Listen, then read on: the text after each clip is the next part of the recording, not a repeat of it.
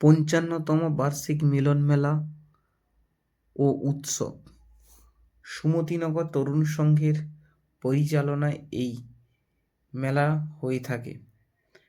এই মেলায় বিশেষ আকর্ষণ হয়েছে এই বছর ২৫১ মহাপ্রভু এখানে এসছেন। সেই মহাপ্রভুকে দেখানোর চেষ্টা করব, যেখানে মহাপ্রভুদের রাখা হয়েছে পুকুরের সাইডে এবং সুন্দরভাবে সাজিয়ে রাখা হয়েছে। পুকুরের মাঝ বরাবর রয়েছে গঙ্গাসাগর সেতু এবং মহাপ্রভুদের সামনে যেভাবে ফুলের সৌন্দর্য করা হয়েছে সবার মন কেড়ে নেবে।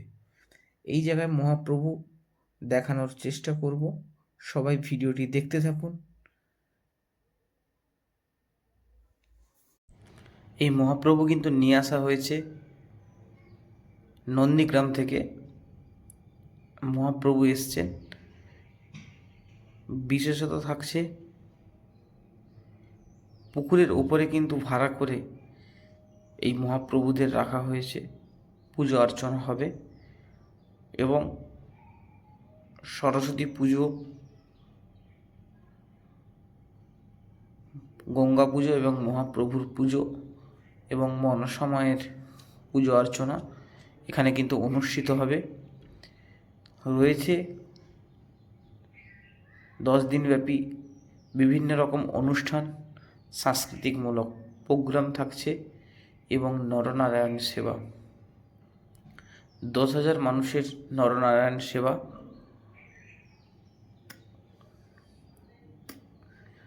থাকছে। সবাইকে বলবো এই মেলা একবার ঘুরে যাওয়ার জন্য, আপনাদের খুবই ভালো লাগবে। পরিচালনায় সুমতিনগর তরুণ সংঘ বার্ষিক মিলন মেলা।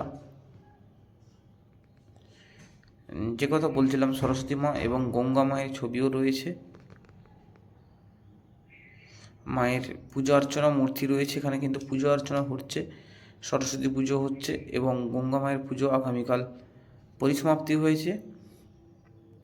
অনুষ্ঠানের যে প্যান্ডেল রয়েছে সেটাও দেখানোর চেষ্টা করব বন্ধুরা।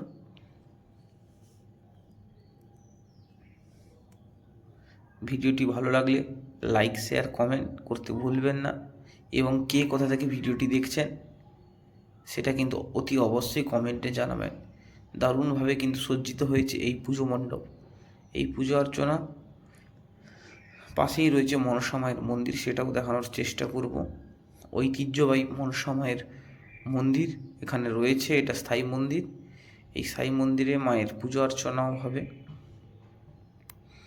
সবাই ভালো থাকবেন, সুস্থ থাকবেন। সবাইকে এই মেলায় আসার জন্য শেখর ব্লকের মধ্যে দিয়ে সবাইকে আমন্ত্রণ রইল। ভালো থাকবেন, সুস্থ থাকবেন। নতুন হলে সাবস্ক্রাইব করতে